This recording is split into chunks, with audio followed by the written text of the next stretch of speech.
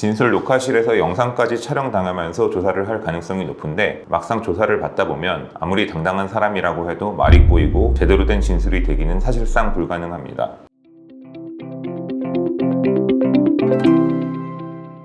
안녕하세요. 형사 전문 변호사 조용채 변호사입니다. 오늘은 강간죄로 고소당한 분들이 흔히 하는 실수에 대해서 언급해 보도록 하겠습니다. 일단 억울하게 강간 고소를 당했다는 전제에서 말씀드려 보겠습니다. 사실 실제 사건에서는 소위 알고 지낸 남녀나 썸 타던 사이에서 고소를 당하는 경우가 훨씬 많습니다. 여기서 강간은 폭행이나 협박에 의해 원하지 않는 성폭행을 당한 경우를 의미하는 것이고, 중간간은 술에 만취했다거나 잠이 들었을 때 원치 않은 관계를 한 것을 의미합니다. 본래부터 알고 지냈던 남녀 사이에서는 실체적 진실을 알기가 대단히 어려울 수 있습니다. 아무래도 식사나 술자리를 같이 한 후 모텔이나 일방의 집 같은 장소로 이동했을 가능성도 높습니다. 다만 그런 장소에서 성관계 합의 여부에 대해서는 양측의 주장이 첨예하게 엇갈리게 되는 것인데요. 성범죄의 특성상 목격자가 있기도 어렵고 CCTV 자료도 있기가 어렵기 때문에 어떤 명확한 증거가 있기는 대단히 어렵습니다. 강간 고소장이 접수되면 경찰에서는 우선 고소인을 소환해 조사를 하게 되고 피해자 진술을 받게 됩니다. 이후 필요하다면 수사관은 현장에 조사를 나가기도 하고 증거를 수집한 후 그 다음 단계에 되어서야 피고소인을 소환 조사하게 됩니다. 사건마다 차이는 있겠으나 경찰서로부터 강간죄 혐의로 고소를 당했으니 나와서 조사를 받으라는 연락을 받게 되었다면 이미 고소장이 접수된 지는 최소 1, 2주 정도 지났을 가능성이 높습니다. 우선 예측하지 못한 상황에서 갑작스럽게 고소를 당한 당사자로서는 당황스러울 수밖에 없게 됩니다. 그런데 아무리 본인이 당당하고 억울하다 하더라도 경찰서 연락을 받자마자 성급하게 조사에 바로 나가는 것은 지양해야 할 행동입니다. 경찰서에서는 전화상으로는 피의자에게 고소사실의 유지에 대해서 자세히 알려주지 않습니다. 조사 당일에 나와서 구체적으로 얘기를 들어보라는 식으로 안내를 받게 될 뿐인데요. 이 경우 바로 조사 일정을 잡기보다는 1, 2주 정도 조사 일정을 연기해 두고 고소장 정보 공개부터 신청할 필요가 있겠습니다. 피고소인 입장에서는 불의의 피해를 방지하고 본인의 방어권 보장을 위해서라도 고소장 내용 정도는 최소한 확인하고 조사에 가야 되기 때문입니다. 고소장 정보 공개를 신청하지 않는 한 경찰서에서 알아서 고소장을 보내주는 경우는 절대 없기에 이런 절차는 꼭 필요합니다. 물론 고소장이 별도로 접수된 경우가 아니고 피해자 신고만으로 사건이 진행되는 경우도 있는데, 이럴 때라면 고소장 정보 공개 신청을 할 필요가 없습니다. 일단 고소장 내용을 확인하셨다면 가능하다면 성범죄 변호사와 상담을 해보실 것을 추천드립니다. 아무리 억울하다고 해도 본인이 보는 관점과 제3자가 보는 관점은 다를 수 있습니다. 혐의 대응에 있어서 유리한 점과 본인에게 불리한 점을 명확히 알고 가야지 막상 조사 때 가야 실수를 방지하고 본인의 혐의 대처를 할 수 있습니다. 한 번이라도 성범죄 피의자 신분으로 경찰서 여성 청소년 수사팀에 불려가 조사를 받아보신 분들은 알게 되는 사실이지만 막상 경찰서 조사는 피고소인에게 대단한 부담으로 작용합니다. 진술 녹화실에서 영상까지 촬영당하면서 조사를 할 가능성이 높은데 막상 조사를 받다 보면 아무리 당당한 사람이라고 해도 말이 꼬이고 제대로 된 진술이 되기는 사실상 불가능합니다.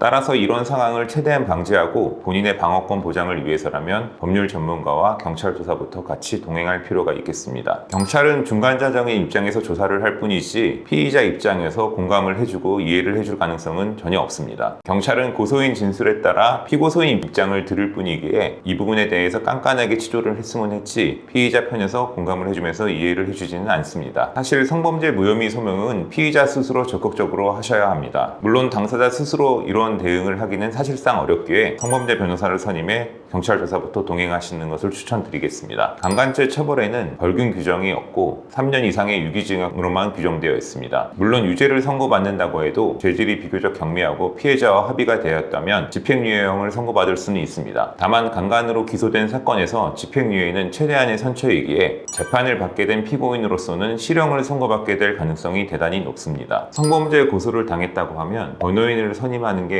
효과적일 수 있습니다. 일단 고소장 정보공개 신청부터 변호인이 대신 신청을 해줄 수가 있고, 고소장을 입수하게 되면 그 내용을 바탕으로 의뢰인과 미팅을 진행하게 됩니다. 당사자 입장에서는 억울한 부분이 상당히 있을 수 있기에 그 내용을 바탕으로 고소장에 대한 반박 내용을 정리하게 됩니다. 경찰서 조사에 가면 수사관이 어떤 질문을 할지를 예상해서 이 부분에 대한 준비도 하게 되는데요. 첫 조사 때 변호인과 동행을 해서 가게 되면 아무래도 심적 안정을 얻을 수 있고, 변호인이 모든 자료를 정리해서 변호인 의견서 형태로 고소장 내용을 반박하는 서면을 경찰서에도 제출해 주게 됩니다. 사실 사실 가해 여부가 불명확한 강간 고소 사건에 있어서는 할 수만 있다면 수사 초반부에 피해자와 합의를 할 필요가 있습니다. 어떤 분들은 고소인과 합의를 하면 죄를 인정하는 게 아닌지 걱정을 하시는데요. 실무상에서는 꼭 그렇지는 않습니다. 죄를 인정하는 조건으로 피해자 합의가 된다면 모를까, 죄에 대한 인정 여부는 무관하게 피해자 합의가 미리 된다면 경찰, 검찰 단계에서 선처를 받을 수 있습니다. 예를 들어 경찰이나 검사가 보기에도 유무죄 판단이 애매한 사건에서 피해자 합의가 전제된다면 수사 단계에서 무혐의 처분이나 기소유예 처분이 가능할 수도 있습니다. 실제 초반에 피해자 합의를 하는 것은 그 가능성이 좀 낮기도 하고 금액 피해 합의금 산정에 있어서도 다소 불리할 수 있습니다. 아무래도 고소인 입장에서는 수사 초반부에는 감정적으로 피고소인에게 좋을 가능성이 없기에 합의금도 큰 돈을 요구할 때가 많습니다. 다만 뜻밖의 고소를 당한 피고소인 입장에서는 다소 억울하거나 애매한 부분이 있더라도 어떤 면에서 본다면 피해자 합의를 빨리 해서 법이 허용하는 선처를 받거나 무혐의 처분을 받을 필요가 있겠습니다. 사실 피해자 합의를 하는 것도 결코 쉽지 않은데요. 아무래도 고소장이 접수되면 경찰서에서는 피고소인에게 더 이상 고소인에게 연락하지 말 것을 요구합니다. 2차 가해가 발생될 것을 수사관이 우려하기 때문인데요. 고소를 당한 분들 입장에서는 피해자와 합의를 하고 싶어도 상대방이 연락도 받지 않고 연락도 할 수 없는 입장이기에 피해자 합의가 수사 초반에 성사되기는 대단히 어렵습니다.